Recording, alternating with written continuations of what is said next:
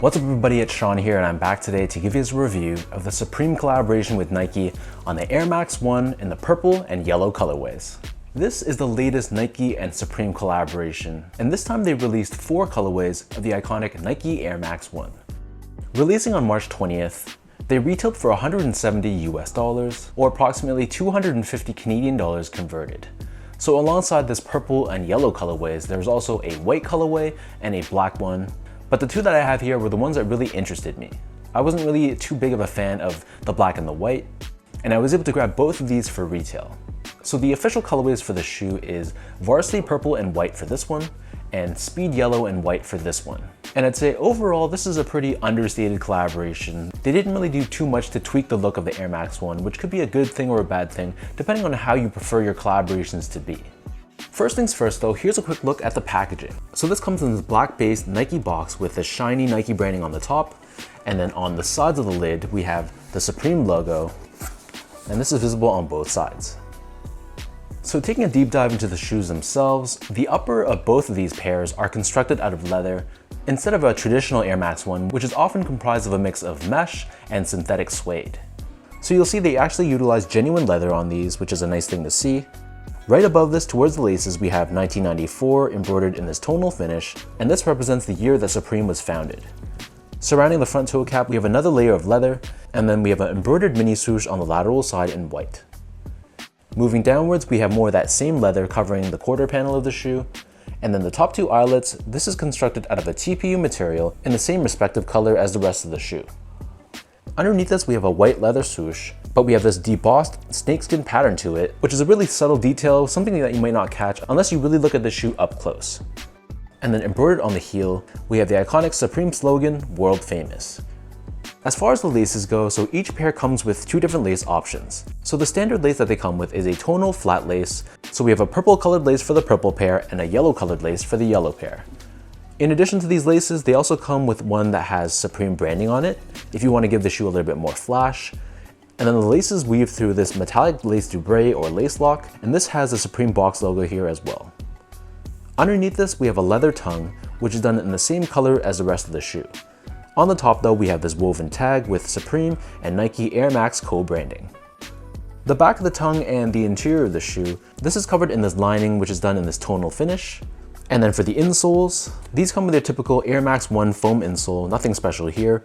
It's lined in this red colored mesh on top, and we have Supreme and Nike Air branding pressed onto the heel. Attached to the shoe, it also comes with a hang tag with both Supreme and Nike co-branding. So the upper of these Air Max 1s sits atop a typical polyurethane foam midsole. Encased within the midsole, we have Nike Air technology underneath the forefoot, which is not visible, but it is visible underneath the heel, so you can see this window exposing the air unit that sits underneath the heel. And then something that I thought was really dope is that they actually engraved the word Supreme along the midsole on the heel. For the bottom of the shoe, so the outsole, this is your typical Air Max 1 outsole. This is done in this tonal finish in rubber. We have this waffle style traction pattern on the forefoot, along with Nike Air branding running down the center of the heel. So that breaks down the look and the construction of these pairs. And for those wondering about how these fit, to me these fit like most normal Air Max 1s, so I recommend going true to size if you have a narrow, normal, or slightly wide foot. So in my case, I'm a true size 10, slightly on the wider side. I got both of these in a size 10 and they fit me spot on. So whatever size you normally wear for the Air Max 1, I'd go with that same size for this pair. If you've never worn a pair before, I feel like for the most part, go true to size unless you have a wider foot, then you might want to consider going up half a size to give your toes a little bit more breathing room. Moving on to the comfort, so these feel like any other Air Max 1, so it's going to be fine for a casual use sneaker, considering this is technology from the late 80s, which is pretty outdated. It's not going to reinvent the wheel, it's not amazingly comfortable. There's a little bit of squishiness underfoot, but for the most part, it's a little bit more on the firmer side. But for a shoe you're just going to be wearing casually, just running errands in, these are going to be okay. Finally, in terms of the quality and the craftsmanship, so the material quality I thought was actually pretty decent. Like I mentioned, they actually utilize genuine leathers across the upper of the shoe. It doesn't have like a stiff plastic feel to it, and when you press the leather, you can see those natural leather grains, which is a nice sight to see.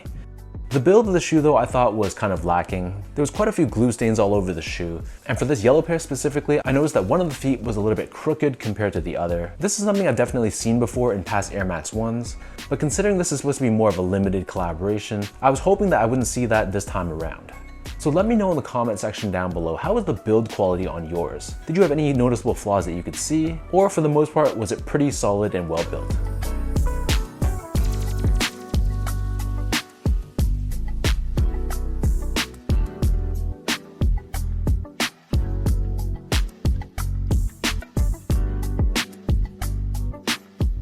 So with all of that out of the way now, let me toss these on feet, I'll lace them up, and I'll show you guys how these look.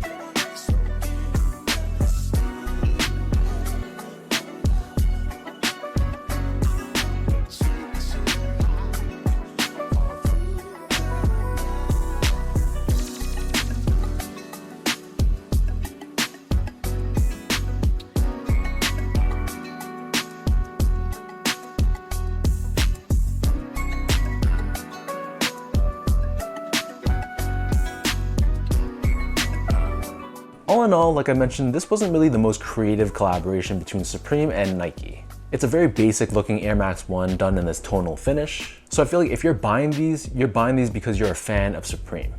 There's really nothing else on this shoe that really wows me or sells me. But I guess that explains why these weren't that impossible to get. The fact that I was able to grab both of these colorways in one order. I guess in this case, people were kind of voting with their wallets.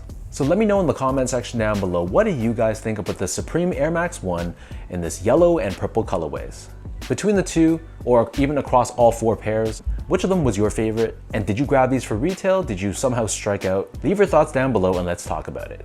And as usual, if you guys enjoyed this review, be sure to like, comment, and subscribe to my channel if you haven't yet. I'll add the link to my social media accounts, all that down below as well. And as always, I appreciate your continued love and support, and I'll catch everybody in my next video.